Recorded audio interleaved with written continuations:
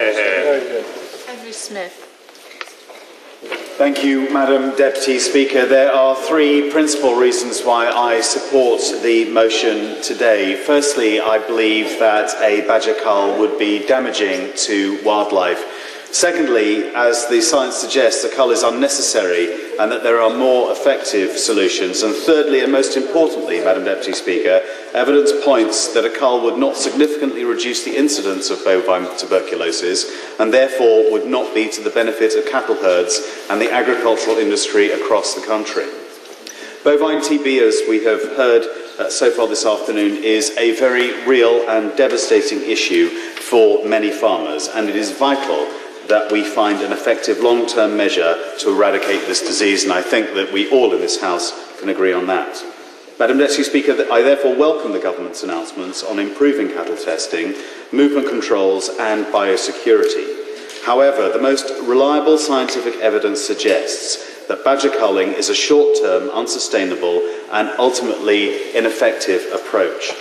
Allowing the shooting of free-ranging badgers in TB-affected areas is an untested and dangerous move, which I believe has no place in a science-led policy.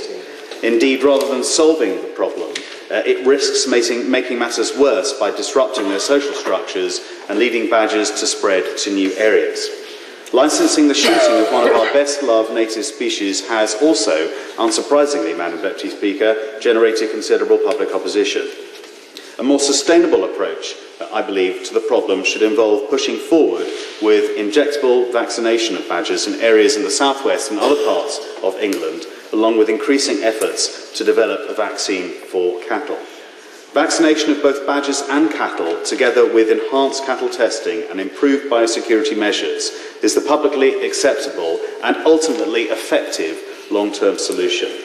I'm struck by the fact that if badgers are to be trapped before being shot, as the Department for the Environment, Food and Rural Affairs suggests, then why not simply vaccinate rather than kill the badger whilst caged? The DEFRA announcement comes despite scientific studies which have shown that culling would be of little help in reducing bovine TB and could actually make matters worse in many areas. Indeed, the cull could see badger populations decline by more than 70%, and in some areas, none may survive at all. Culling cannot be selective, and so many perfectly healthy badgers will be slaughtered as some sort of awful collateral damage. After 10 years' work, the independent scientific group concluded in 2007 that, and I quote, "Badger culling can make no meaningful contribution to cattle TB control in Britain." Madam Deputy Speaker, subsequent monitoring of cull areas indicated a very modest drop in cattle TB levels, averaging just 16% after 9.5 years. Indeed, DEFRA's own wildlife advisory body, Natural England, who have to implement the government's proposals, have said that they have little confidence in them delivering the predicted benefits. At least a fifth of cattle herds, and possibly up to half, may be harbouring bovine TB, even after they are thought to be clear of infection. According to a recent Cambridge University research report as well.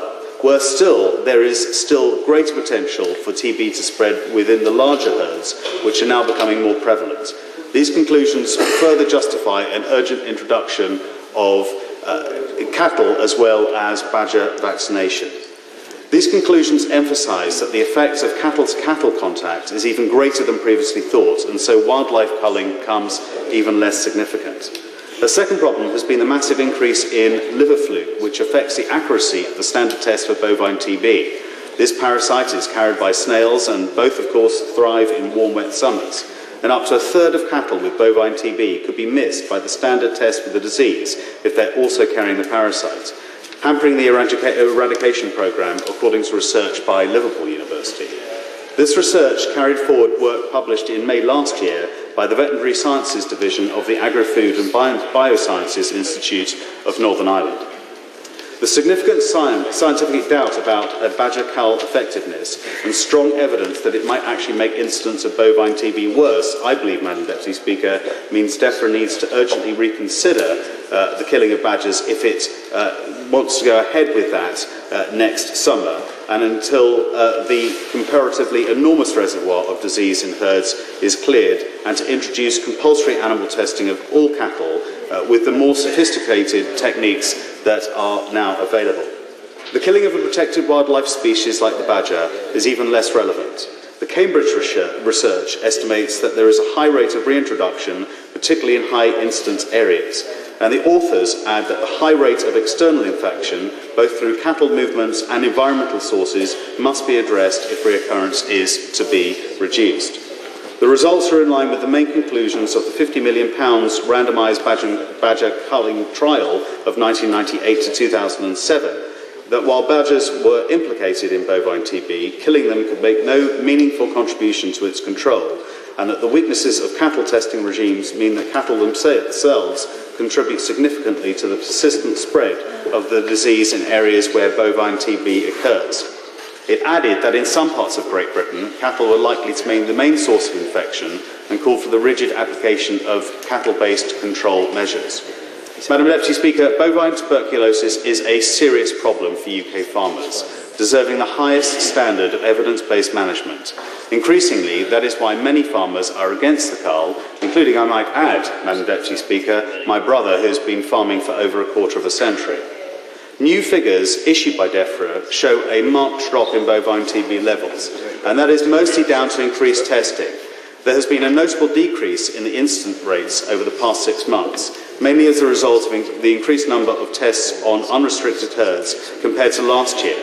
The provisional June 2012 incident rate is 4.2% compared to 6% in June 2011. By increasing biosecurity, something that the British agricultural industry needs to properly address, we can reduce bovine TB. By increasing vaccination in badgers and cattle, we can prevent the unnecessary killing of this much-loved British species. And, Mr Deputy Speaker, by increased testing, we can ensure that our agricultural industry recovers from this most damaging disease.